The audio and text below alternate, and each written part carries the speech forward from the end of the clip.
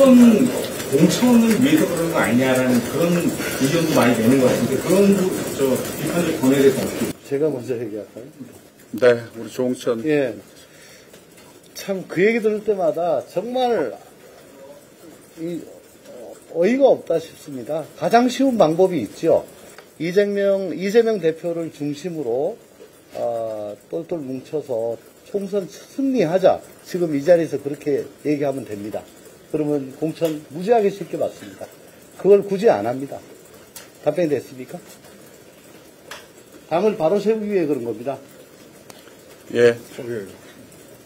네. 현실적으로 이재명 대표 비롯한 지도부가 오늘 혁신계의 요구에 대해서 직접적인 응답을 하거나 실을 취할지는 사실 미지 중인 것 같은데 지도부가 당 변화를 요구하는 이번 목소리에 응답이 없을 경우에 향후 원칙과 상식의 활동 방향성에 관해서 좀 말씀해 주시고 추가로 한 가지만 더 여쭈면은 이 같은 적극적인 당 변화 목소리에도 불구하고 지도부가 이를 받아들이지 않는 최악의 상황이 도래한 이후에 이게 방향성에 관해서도 여쭙고 싶은데 예컨대 탈당 가능성을 두고 내분 의원님들 간의 견해 차이도 분명히 존재할 것 같은데 쭉 함께 움직인다고 봐야 할지 이 부분도 같이 말씀해 주세요.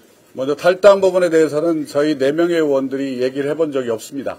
아까 분명히 말씀드리고요. 그리고 여러분도 아시겠지만 지금 국민의힘이 먼저 혁신운동을 시작을 했습니다. 당 혁신위원회를 중심으로 해서 정말 여러 가지 다양한 변화를 시도하고 있는 상황입니다. 그런 상황에서 우리 당이 부자 몸조심하는 방식으로 만약에 이 상황을 보고만 있다면 어떻게 되겠습니까? 내년 총선의 결과는 굉장히 어두워질 것입니다.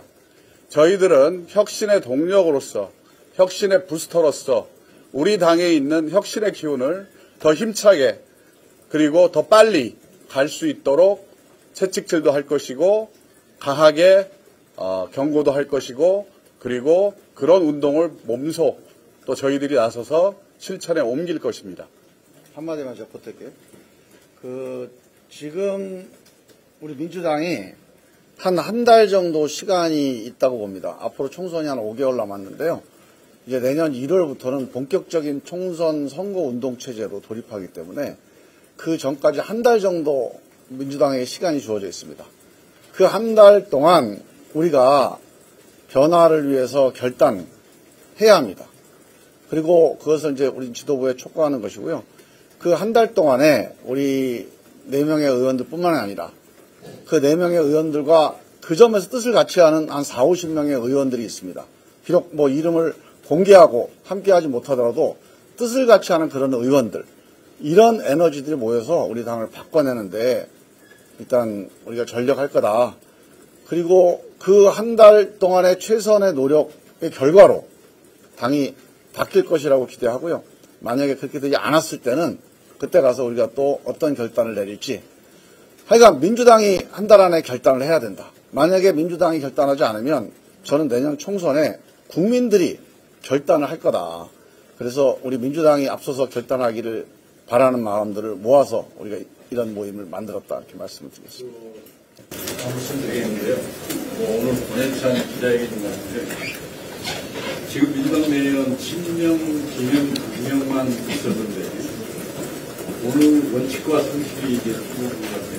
그런데 과연 비명, 반명이 아닌 그렇게 분기를 바라는지 아니면 그거를 네이밍이 아니고 원칙과 상식으로만 불려지기를 바라는지 그랬던 말씀입니다. 제가 그 문제에 대해서는 방송 인터뷰를 하면서 여러 번 말씀을 드렸는데요. 우리들을 더 이상 비명계라고 부르지 말아달라. 혁신계다.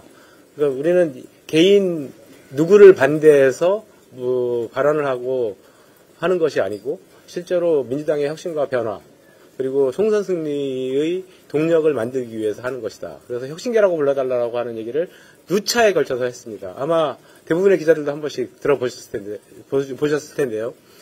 우리 모임이 이제는 그 비명의 프레임을 그리고 반명의 프레임을 뛰어넘어서 모임의 그 원칙과 상식이라고 발족을 하는데요. 앞으로는 저희를 혁신계라고 불러달라고 다시 한번 오늘 이 자리를 빌어서 공식적으로 그리고 강력히 요청드리겠습니다.